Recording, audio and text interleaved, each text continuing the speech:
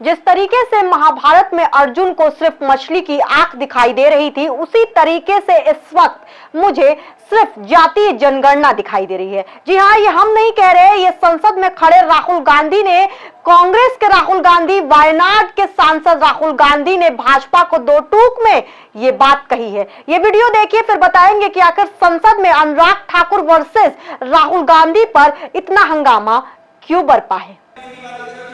माननीय सभापति जी, जिसकी जात का पता नहीं वो गन्ना की बात करता है।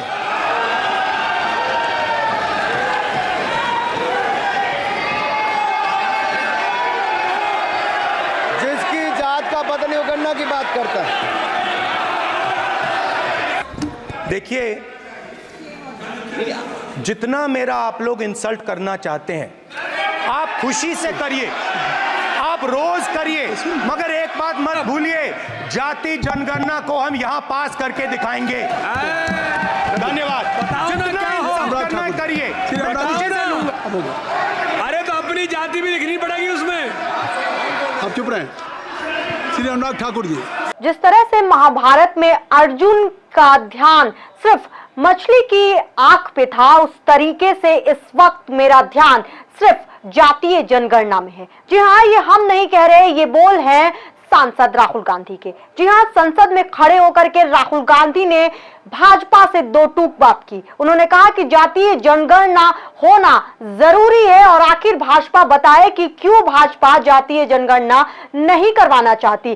कांग्रेस की सरकार अगर आएगी तो वो सबसे पहले दो काम करेगी, पहला जातीय जनगणना और दूसरा अग्निवीर योजना को खत्म करने का काम और एमएसपी को लाने का काम। जी हाँ, ये तीन बातें राहुल गांधी ने की, जो कि वायनाड से सांसद हैं।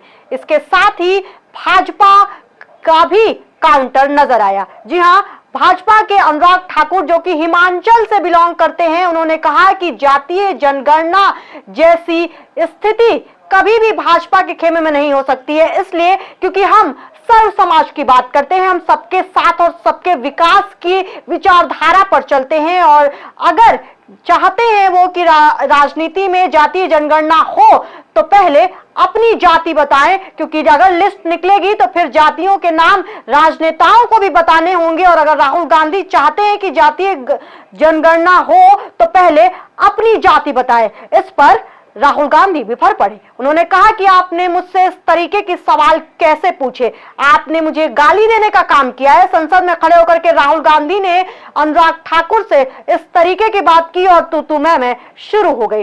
पिछले कुछ दिनों से लगातार भाजपा को काउंटर करने की कोशिश कांग्रेस के द्वारा, सपा के द्वारा किया जा रहा है। इसी में फिर सामने आए अखिलेश यादव भी, उन्होंने भी राहुल गांधी का साथ दिया और उन्होंने कहा कि आप पीडीए को साथ लेकर के नहीं चलना चाहते हैं, आप अल्पसंख्यकों के बारे में नहीं सोचना चाहते हैं, आप दलितों के बारे में नहीं सोचना चाहते। यही कारण था कि लोकसभा के चुनाव में अल्पसंख्यक, दलित और अनुसूचित जातियों ने आपको नकार दिया और नकारने के साथ साथ रिजल्ट ये हुआ कि भाजपा को सीटों का नुकसान देखना पड़ा।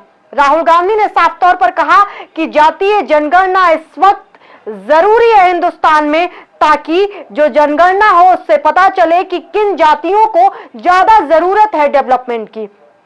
अनुराग ठाकुर ने साफ तौर पर कहा कि जातीय जनगणना की जरूरत नहीं है, इसलिए क्योंकि हम सर्व समाज की बात करते हैं और लगातार हम विकास कर रहे हैं, सर्व समाज का विकास कर रहे हैं। ये पहला मौका नहीं है। आपको बता दूं कि राहुल गांधी पिछले दिनों संसद में खड़े होकर के निर्मला सीतारमण के बजट को भी टारगेट कर रहे थे, यानी कि इस वक्त दो चेहरे, दो लड़के, जो दो लड़कों की बात की जा रही थी लोकसभा चुनाव में, इससे पहले भी जब अलायंस में विधानसभा के चुनाव हुए थे और राहुल गांधी और सपा के मुखिया अखिलेश यादव साथ आए तो दो लड़कों की बात चल रही थी और ये दो लड़के इस वक्त संसद में खड़े होकर के भाजपा को घेरने का काम कर रहे हैं। आपको क्या लगता है, कमेंट के माध्यम से जरूर बताइए कि भाजपा वर्सेस कांग्रेस की इस लड़ाई में और खास तौर पर जो नेता बनके जो एक्टिवनेस दिखाई दे रही है राहुल गांधी में और अखिलेश यादव में, क्या नतीजे बदल सकते हैं आने वाले चुनाव में। विधानसभा के चुनाव भी नजदीक है और आने वाला भविष्य किस तरीके का होगा। जाते जाते आपको यह भी बताऊं कि प्रधानमंत्री नरेंद्र मोदी ने योगी आदित्यनाथ की तारीफ की है।